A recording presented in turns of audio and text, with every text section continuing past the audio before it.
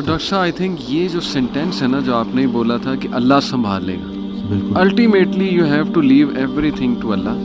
اور قرآن مجید میں بھی اللہ ایون نبی صلی اللہ علیہ وسلم کہتے ہیں نا کہ تم مشورہ کرو لیکن اس کے بعد اللہ پہ توکل کرو اور چھوڑ دو، اللہ تعالیٰ اس کو سنبھال لے گا. آئی تھنک جب ہمیں یہ بلیف ہو گیا نا کہ کائنات کا نظام چلانے والا اللہ ہے، لوگوں کے دلوں کا کنٹرول اللہ کی 2 انگلیوں کے درمیان ہے، حدیث میں آتا ہے، ہر چیز ایٹم بھی موو نہیں کر سکتا اللہ کی اجازت کے بغیر.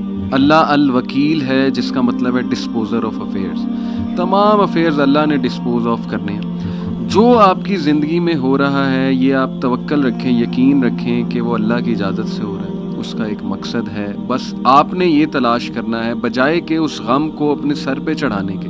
جیسے آپ نے کہا you just have to find out کہ یار یہ آیا کیوں ہے، اس کا مقصد کیا ہے، یہ مجھے کیا سکھانا چاہ رہا ہے. اور سجدے میں جا کے بندہ رو پڑے اللہ کے آگے، اللہ سے تقویت مانگے، اللہ سے کہے کہ اللہ مجھے پرسپیکٹیو دے. بلکہ میں ایک کوٹ پڑھ رہا تھا، ایون دو ہی از اے نان مسلم رائٹر ہے بہت بڑا، میرے ذہن سے ابھی خیر نام نکل گیا، انہوں نے بڑی کمال کی بات کی. انہوں نے کہا oh my Lord make me brave and مجھے ایسی سکت دے کہ میں اپنے غم سے وہ ریزن ڈھونڈ سکوں کہ یہ آیا کیوں ہے. سبحان اللہ. یعنی ایون دو از اے نان مسلم لیکن یہ کہ اتنی اس میں عقل ہے کہ وہ یہ دعا کر رہا ہے. تو یہی بات ہے کہ وزڈم فائنڈ آؤٹ کرو کہ یہ کیوں آیا ہے. اور بلکہ میں ڈاکٹر صاحب ایک میرے دوست ہیں بڑے اچھے اسکالر ہیں، انہوں نے ایک بڑی پیاری بات کی. انہوں نے کہا کہ جب بندے پہ غم آئے نا تو چلو کچھ دیر غمگین رہنا یہ نیچرل ہے، فطری ہے. رسول اللہ صلی اللہ علیہ وسلم پہ بڑے غم آئے، حضرت خدیجہ کی جو ڈیتھ تھی وہ اس سے بڑا غم نہیں تھا. The most smiling face did not smile for months. تو اٹس نیچرل، اوکے. لیکن وہ رک نہیں گئے، ایسا نہیں تھا کہ وہ آئسولیشن میں چلے گئے، یا ایسا نہیں تھا کہ سارے کام ٹھپ ہو گئے. کیونکہ میرے دوست نے کہا کہ دیکھو جب ہم ٹھپ ہو جاتے ہیں نا یہ پیسو شکوہ ہے اللہ سے. اتنی تو ہمت نہیں زبانی رب سے شکایت کریں، لیکن یہ کہ ہم ٹھپ ہو کے دکھاتے ہیں کہ جی بس میں تو راضی نہیں آپ کی رضا میں، انڈائریکٹلی تو ہم یہی کہہ رہے ہیں. انہوں نے کہا جو لوگ غم میں کھڑے ہو جاتے ہیں نا ان کا دل نہیں کر رہا صبح اٹھنے کا، بستر پہ پڑے رہتے ہیں. آئی ایم شیور آپ بھی ایسی کنڈیشن سے گزرے ہیں کہ اٹھنے کا دل ہی نہیں کرتا، ہمت ہی نہیں کہ جی بندے کا دل کرتا ہے میں سویا رہوں، ریالٹی میں آؤں ہی نہ، مطلب ریالٹی از سو بیڈ. لیکن اس وقت جو اٹھ جاتا ہے نا یقین کریں، جو ہمت پکڑتا ہے اللہ کا نام لیتا ہے، آئی تھنک یہ اللہ کو وہ یہ میسج دے رہا ہے کہ اللہ میں راضی ہوں، بالکل، بس اب آپ چلائیں مجھے. صبر بھی، بلکہ میرے پاس پیشنٹ آئے تو میں ان کی میں نے کہا آپ نے صبر کرنا ہے، تو کہتے کر رہا ہوں نا. میں نے کہا کہ صبر تو ایسے کرنا ہے کہ دوسرا بندہ اپنی پریشانی بھول جائے. صبر ایسے آپ نے ڈیفائن کرنا ہے کہ دوسرا آپ کے پاس آئے اور آپ، کیونکہ یہی صبر ہے. بالکل ایسے. اب آپ کو میں دیکھ رہا ہوں آپ نے اپنے آپ کو چور چور کر دیا. اور باقی ایک اور بات کہ اپنے آنسوؤں کو لوگوں کے سامنے رائے گاہ مت کرنا، کیونکہ ان آنسوؤں کی خریدار رحمت پروردگار ہے، تو ان کے سامنے بہاؤ اور پھر دیکھو کہ کیا ہوتا ہے. اور باقی ایک کویسچن بہت سارے لوگ نا مجھ سے کرتے ہیں انگزائٹی سے ریلیٹڈ کہ ہمیں لگتا ہے کہ ہمارے بعد ہمارے بیوی بچوں کا کیا ہوگا. تو میں یہ کہتا ہوں کہ حضرت کہتے ہیں آڈیو میں کہ جو انسان یہ سوچتا ہے کہ اس کے مرنے کے بعد اس کی بیوی بچوں کا کیا ہوگا، اس کا ایمان نامکمل ہے. اس نے پالنے والی صفت پہ ایمان ہی نہیں لایا. جن کے لیے پوری کائنات بنائی ان کو یتیمی اور غریبی سے گزارا، ان کو ماں باپ نہیں دیے، آپ کو دے دیے. ہم شکر کے مقام کو گلے میں کنورٹ کر دیتے ہیں. صحت بھی ہے، زندگی بھی ہے، اور کب تک ہے کوئی نہیں جانتا، اور جب تک ہے وہ کوئی چینج نہیں کر سکتا. تو پھر ابھی کیوں پریشانی لیتے ہیں؟ کیا ان بچوں کو ہم پال رہے ہیں؟ صحیح بات. کیا ہم خود کو پال رہے ہیں؟ کیا ہم اس قابل ہیں؟ بے شک. قد پہ حد کا پہرا، صحت پہ بیماری کا پہرا، اور اتنے پہروں میں پیدا کیا ہوا انسان چاہتا کیا ہے؟ آزادی. تو یہ کر کے دیکھ لیں. صحیح بات. ڈاکٹر صاحب جسٹ ٹو وائنڈ اپ، کیونکہ ہمارا یوتھ کے ریلیٹڈ کام ہے، تو آپ نے کل میری آپ سے بات ہو رہی تھی، آپ نے ایک بڑی آئی اوپننگ بات کی.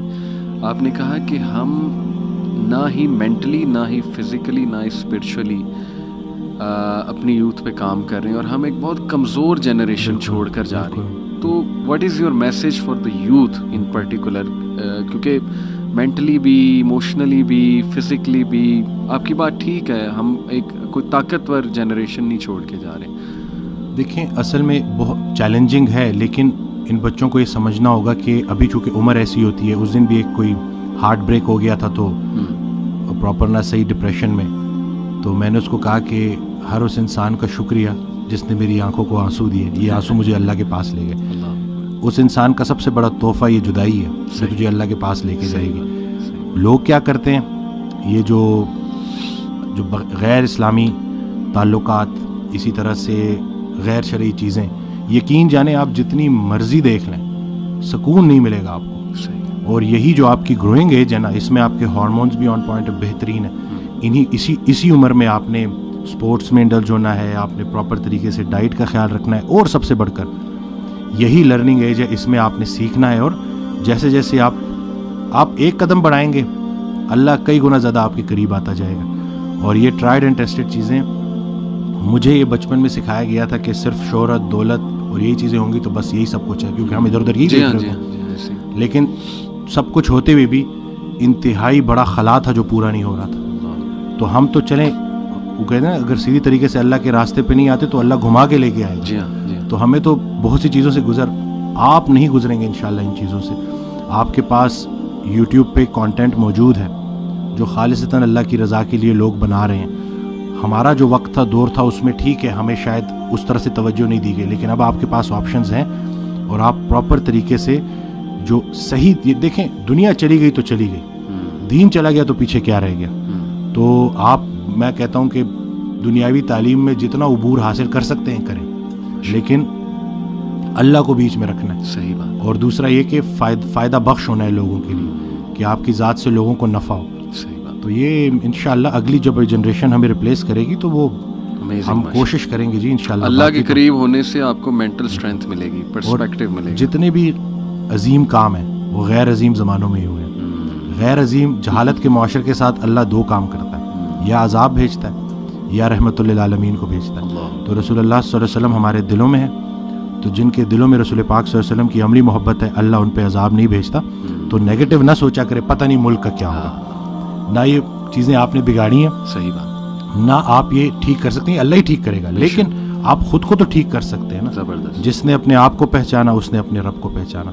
تو اپنے آپ سے آپ آشنائی حاصل کر لیں اور دیکھ لیں کہ آپ کا انٹرسٹ کیا ہے. بالکل صحیح. جو بھی کام کریں انٹرسٹ سے کریں اور اس میں حصہ لوگوں کا رکھ دیں کہ لوگوں کے کام آئیں آپ, تو باقی انشاءاللہ کامیابی ہے. امیزنگ سر, بہت شکریہ, بہت اچھا لگا. may Allah bless you. Allah تعالیٰ آپ بلانے کے لیے شکریہ. نہیں, اٹس این آنر.